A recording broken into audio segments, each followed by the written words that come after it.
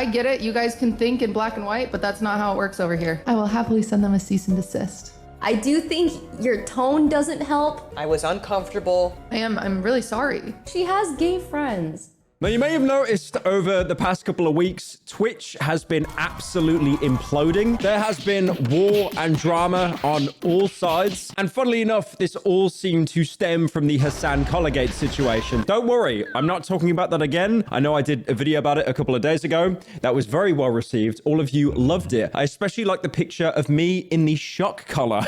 And usually what happens when there's a big drama on Twitch, a lot of other streamers have their take because that is the meta. Wait, you use Twitch to play video games? What are you, cringe? No, I, the alpha male, instead watch other streamers and then react to their reactions of other people reacting to reactions. And one of the first people in the firing line was Ludwig because he made quite a bizarre statement on stream. I think it was like trying to, play both sides, but then it just ended up completely backfiring, mostly because he tried to throw XQC under the bus and then XQC called him out on Twitter over it. I talked to XQC at TwitchCon. XQC is probably the single biggest person who is driving the Collargate drama on Twitch. You know what XQC says to me at TwitchCon? He goes, I don't give a fuck if he abuses the dog. I don't give a fuck if he's a shot caller. So, wrong, chat. You know who drives Collargate, chat? You know that? The man himself, man. You drive your own drama. Now, okay, I get it, right? Hassan, dog collar, ready or not taser. Like we're sick of it, right? That is not what I'm talking about in this video. Now, Ludwig was getting a lot of heat online. People were dubbing him Jellywig, but his partner, Cutie Cinderella, was also involved in her completely separate drama. So recently there was a live stream with Cutie Cinderella and Vanilla Mace, and some of the takes that she had, people really didn't seem to like it. Yeah. I will never believe that if I'm kind to a hateful person, that means I agree with them. I will never believe that. No matter what you guys say, I won't believe it, because at the end of the day, if I'm around a racist person, I'm just not racist. I'm not. Me, I am not. They are. Yes, but how am I supposed to help them ever? By cutting them off? No, I get it. You guys can think in black and white, but that's not how it works over here. That's not how it works for me. Pretty much saying it's okay to be friends with people that are bigots because you're not who you hang around with, and it's always best to like rehabilitate someone instead of cutting them off. Now, initially, I do understand where she's coming from because again, like I think I need to make this very clear. There is a difference between public opinion and then like the boys group chat, right? I feel that anyone, if they had like their messages leaked of them being like kind of like edgy in private, that would probably equate for like 90 to 95% of anyone that ever existed. This does sound like a cope, and it definitely is a cope, but I've always had this game theory of like, what you say in private between friends, that doesn't really apply to how you actually think or how you actually feel. It's more just kind of something like, almost, again, this sounds like pure cope, like venting, letting off steam kind of in a therapeutic way, because, you can't be this perfect saint constantly. I mean, some people can, and if you do, that's great. I'm pretty sure you knock my door asking me what I think about Jesus Christ. But basically, I've always had the theory of like, if someone shows a character and then they're, different to close friends in private, they'll make like the occasional joke that they wouldn't say publicly. I don't really see too much of an issue of that. I mean, there are some things you definitely can never actually say. But I think personally, if it's kept to the realms of, okay, it's a joke because I know how like immoral and bad this is, and this wouldn't actually reflect how I would act or feel in the real world. I mean, it's not the best outcome, but it's definitely a good compromise. Now, obviously, in the example that Cutie is giving, let's say you're with a group of friends and one of them is being like openly hateful to someone in the group because of like, I don't know, gender, race. And yeah, I definitely think talking to someone and trying to change their perspective for the better is much better than just completely cutting them off. Because if you cut them off, you then have the problem of they feel, hated on for it. So if anything, they're probably going to commit to that view even more. But I do think at the same time as well, Cutie is massively oversimplifying the situation, treating like kind of all hate is the same thing. Okay, let's say you're a Pyro viewer, right? You've just came out as gay or trans, so that's probably about 90%. It's probably about 90% of you. But anyway, the point I'm trying to make is the other friend isn't accepting of that status. And I don't really think there's a world where like, the gay friend feels the need to take time out of their day to try and like educate the hateful friend. I don't really think it's like, for example, gay people's duty to go around like educating people, because I'm pretty sure some gay people have tried that before and it's just made the other side double down even more. And then she's oversimplifying it again in a second way, because she's saying that all you really need to do to diffuse the situation is to educate the so-called bigoted person. Like, again, I find it ironic an American is making this point, by the way. Like, do you know the amount of, like, even for example, political discourse at the minute? Like, it has been proven multiple times, and even in studies, if you try to basically convert someone or get someone onto your side or to prove someone wrong in a debate, they will literally know that they're wrong and then double down anyway. Like, okay, I know commentary channel using big boy words, but the amount of cognitive dissonance, especially with the inclusion of like the internet, not actually having to see someone when you debate them or talk to them, or just even in person. I mean, humans in general, for the most part, I would say are very, very stubborn. They will dig their heels, and if they're proven wrong on something, they won't care and will just double down anyway. And people are obviously brought up with very strong beliefs. That could be from upbringing. It's mostly from social media, let's be fair. And it's probably mostly from Twitter as well. I mean, come on, let's be real here. And then on top of that as well, certain groups basically have to put up with being, you know, shit on daily. So her take there definitely does come across as like pretty disconnected. Now, I also did want to talk in Cutie's defense. Oh my God, am I defending a Twitch streamer? Has it come to this? Has it really come to this that I'm defending a Twitch streamer? It's over. It's over. I fell off. Now, I've seen multiple clips, mostly because the VOD itself has been scrubbed. Like, I'm talking NSA, FBI, CIA levels of scrubbed from the internet, and we will get into that in a second. The clip itself doesn't come across like she's telling people what they have to do. I mean, in the clip, it does seem that she's talking about how, like, she personally navigates those issues. And if she wants to change people's mindsets, like people that are racist, I mean, yeah, sure. Okay, go for it. I mean, good luck. I'm going to say good luck. But that being said, at the same time, if you want to go around playing community officer, trying to basically rehabilitate people, this is a full-time thing. You can't just like try it once and then, you know, give yourself a gold star saying, oh, I did the thing. I'm a good person now. I feel like getting someone to stop something and then fully like, you know, rehabilitating someone, if we're going to use that word, are two very different things. Because if you get someone to stop, like, hey, I'm not comfortable with you saying that word, they might stop saying it around you, but they haven't really changed. You're not really changing their views by doing that. You're just getting them to, you know, you're basically doing the whole meme of like, you've got friend group A and then you've got friend group B. Oh, I can say like all the racist stuff around friend group A, but friend group B, no. No, that would be bad. I also saw this one clip of Cutie Cinderella actually talking about her dad and how he's openly transphobic and pretty hostile towards her stepbrother. My stepbrother is trans, and my dad refuses to use the correct pronouns. He doesn't understand why it's so important, right? And it drives me crazy, and it drives my stepbrother crazy, of course. But I've had to say to my dad, you know, it's not going to hurt you. It's not going to hurt you to say the correct pronouns, but it does hurt him when you say the wrong one. You know what the difference is I'm able to have this conversation with my dad because I'm open-minded and we love each other. My stepbrother just says off and won't talk to my dad. So there's no progress being made. And so you can believe what you want. You guys can you can say that. You can say to me, no, you're supporting it. I'm not. I don't support that my father is transphobic at times. I don't support that. But I still love my dad and I'll go to coffee with him tomorrow. But I don't support that. And she explains the situation. She talks about how she's trying to help him and then ends it by saying, I mean, yeah, like I'll still go and get a coffee with him. Because at that point, you're basically accepting the bigotry as long as it's not done in front of you. Because again, unless I'm missing some huge context here, it sounds like she actually hasn't been able to change her dad's worldview because again, like most boomers, believe me, I know they dig their heels in and they will have the same opinion until they hit the grave. It is literally just hardwired. I am not expecting Cutie Cinderella to magically change her dad's worldview on trans people. He has some terrible takes by the sounds of it, basically invalidating an entire group of people. But at the same time, she's saying it's not really said in front of me. I still love him. So I'll go get, you know, like a coffee with him. Now, a lot of people have been throwing out the rehabilitation argument, but the thing is, rehabilitation isn't just telling someone they've done something wrong. I mean, okay, here's an example. Look at how people actually get rehabilitated. They'll get shipped out to some like random prison town. The only people that they can speak to are other prisoners, guards, or psychiatrists, and they're basically under pressure 24/7 to change. Specifically near the end when she says like, how am I meant to help them? And then also saying that you guys think in black and white, but that's not how it works over here. I get it. You guys can think in black and white, but that's not how it works over here. Because it does come across that, you know, bigots need to be helped. But in reality, in a lot of situations, these are usually grown adults that don't need to be coddled. And with the point of Cutie basically saying that, you know, if you cut people off for being bigoted, that's thinking in black and white, it does kind of come off as I'm not really a target for racist people. Therefore, I'm able to talk to them more effectively than the rest of you. Look, I'm really trying to not say the word privilege, okay? I'm trying so hard, man. I don't want to be one of these woke tubers.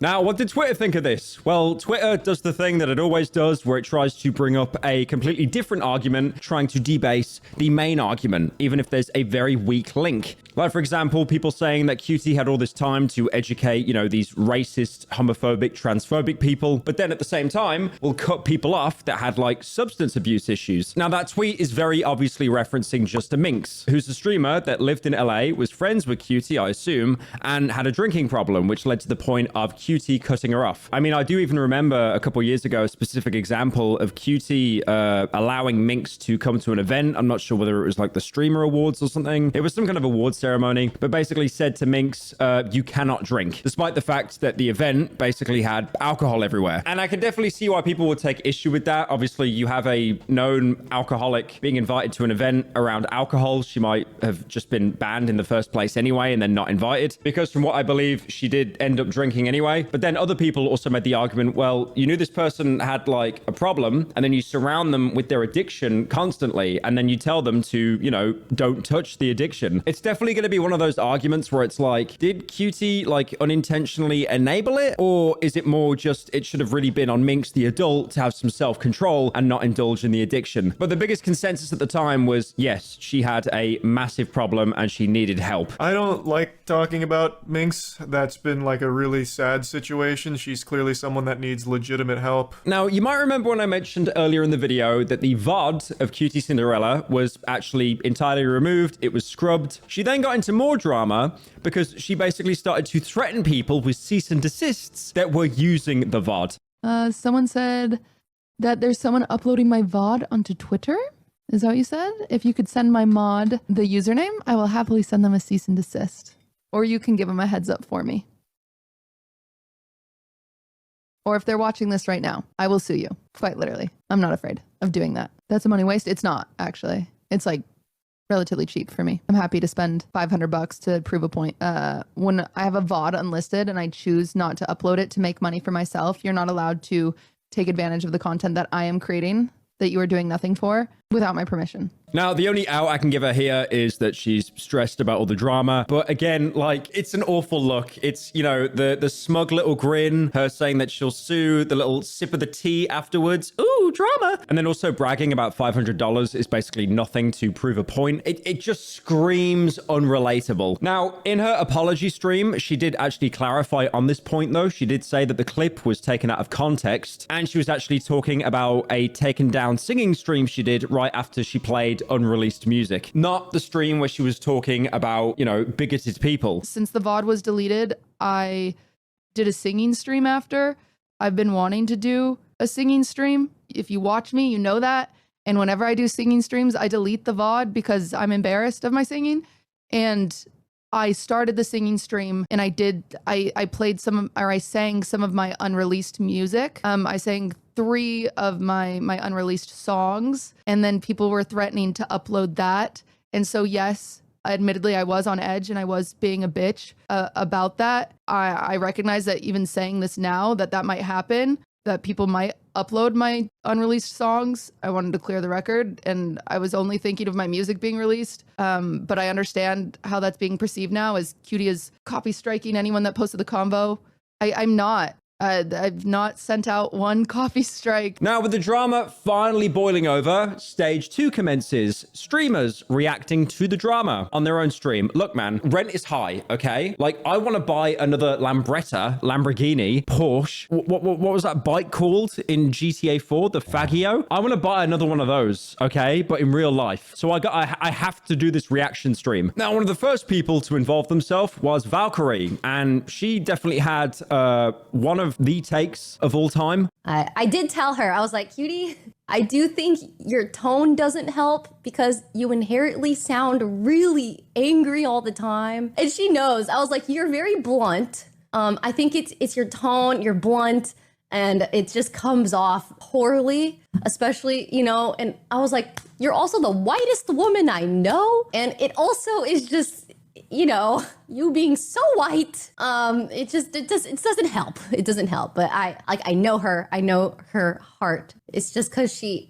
wants to help. But I feel like there's ways we can do it better. Overall, she basically said that this is more of a tonal issue than anything. She basically admitted that Cutie came across as pretty blunt, pretty rude. And it also doesn't help that Cutie is the whitest woman. Those are her words, not mine, by the way. And then in another clip, Valkyrie was actually defending Cutie from the accusations of her being like a fake ally by saying that, she has gay friends, her co-host is gay. It does kind of scream, I can't be racist because I have black friends. She's not a fake ally. Do not say that. Her co-host is gay. She has gay friends. The way she spoke about it was poor. This was obviously posted onto Livestream Fails as well, the popular subreddit that seems to parasocially hate every single streamer. That is, unless you're XQC, Forzen, or Northern Lion. Vanilla Mace also made a statement on stream, which a lot of people really weren't happy about. She said, basically, that she didn't agree with what Cutie was saying, and if anything, it made her feel really uncomfortable. And she's also going to take a step back while all the drama kind of unfolds, implodes, and then everyone moves on to something else next week. Didn't agree with it. I was uncomfortable. Obviously, as you could see in the clips, you know who I am, you know what I stand for. If you're someone who's been watching me, then you already fucking know. If you're a first-time fucking chatter and you're just joining off of clips that you've seen on TikTok and you don't know shit about me or fucking shit about shit, then of course I'm gonna assume that you're just gonna make the assumptions that you're going to make. But people who know me and know my character and know what the fuck I stand for know how I'm gonna go about this. I am simply stepping back from everyone, gonna touch a little grass. And people did not like that response because they immediately said, well, if you weren't comfortable with it at the time, why did you not stand on business and say something? Why were you silent until now? I mean, to be fair, I feel this drama would have got nowhere near as much traction if one, Valkyrie didn't say anything, and then secondly, if someone told Cutie that what she was saying at the time was probably a bit of a problematic take. I mean, not even like to correct Cutie, more like they could have actually had like a healthy discussion about it on stream. That would have been content. And then they could have just moved on. I mean, sure, there'd be like 2 posts on LSF, but then they'd be buried by Forzen watching someone else's video. Streamers banned for Gordon React, but I'm not reacting, I'm just watching it. I just feel like with Vanilla's take, it's only been said because, Cutie's got a lot of heat around her and you kind of want to distance yourself from her to protect your own image and to protect your own brand. Now, this is actually quite a surprising collab that I never thought would happen in this video. FaZe somehow got involved, specifically FaZe Ronaldo. So he claimed that Vanilla was totally fine with hanging out with the FaZe boys, even collaborating together. And then also she would hang out with Cutie Cinderella. But now the audiences came out and said, we don't like this. Then all of a sudden, she basically switched it up, basically making the argument that her fans aren't real fans if they're like essentially holding her hostage depending on what her opinion is, and then she'll just kind of pander to please them anyway. This person was literally at Silky's birthday. You've asked Adapt to collab. You've been with Jason a ton of times, collabed or whatever, been around. You're at Jason's concert. You literally have talked to me off stream saying, oh, blah, blah, blah, like, how are you, blah, blah, you're killing it, blah, blah. I literally saw you 2 days at Silky's birthday, and you were on my stream with Cutie Cinderella. And I'm pretty sure she was at our 4th of July party. But because you're seeing tweets on the internet calling us transphobes, racist, whatever it is, I don't even know what the words they're saying. Now it's, oh yeah, I'm uncomfortable with her statements. You are not uncomfortable with your statements. You're literally just anything your community says, you realize you're like, what? You have a filter, it seems like she literally was so nice to us. I'm so confused. And now she's saying she's agreeing with people and that she's uncomfortable with what Cutie's saying. It seems to be whatever your community says, you get worried about. You get worried about what your community says because that's how you make your money. And you have to do it exactly what they say. This isn't real fans, by the way. Fans aren't just fans for holding you accountable. Fans are people that support you and understand your point of view or your statements. Anything that your community says, it seems like you just agree with instantly. How are people gonna call us homophobic and transphobic? We've never even, what have we done that's anywhere near that? We fucking saved the gay dude from yourself for God's sake. And then this led to XQC getting involved because of course he did. He probably lost a bet on a steak or something. Apparently he got a PhD recently, I'm not sure. He pulled up a flowchart to explain how a lot of streamers actually form their opinions. Basically saying if they agree with something that the public disagrees with, oh no, I secretly disagreed with that the whole time, guys. I'm on your side. I was trolling. I was testing you. It's basically just a very cowardly way to quickly save face if shit goes sideways. This person is saying, you're saying something, I agree, but does chat agree? My chat in the emote only mode so I can farm the hateful watchers. So let me check Twitter a day later. Oh, you guys don't agree? Well, guys, I always disagreed. Like, Jesus, really, dude? I was uncomfortable, can't you see? Brother, I was in his call, but I was uncomfortable. Like, that's obvious. Jesus. Now, Cutie did actually make an apology, directing it at all the people that she hurt. It wasn't like a kind of, I'm sorry you feel that way. It was like a genuine direct apology, which is, you know, really good.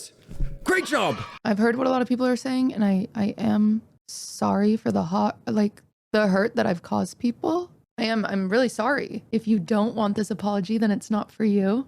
And clearly you're not hurt, but I'm apologizing to people that I've hurt, and that's important to me. So if you're a part of the queer community and I've hurt you, I am sorry. If you are a person of color who I have hurt, I am sorry. I am. I really am. The way I was wording things was very like irresponsible and wrong, and I'm sorry. This is not about me. It's annoying that I'm chill. I'm fine. I don't articulate myself well, which means I can't really be upset if what I'm trying to convey is misunderstood, because like, don't get me wrong. At first I was like, how could that be taken this way? And then I listened and I learned and I said, oh my God, because it wasn't my intention, but I did articulate things very irresponsibly, and that sucks. Even some of the clips I've seen, I feel so irresponsible for my own wording. I really do. And I'm sorry for that. I watched it back. I understand why it was hurtful. But again, like, is the apology going to change anything?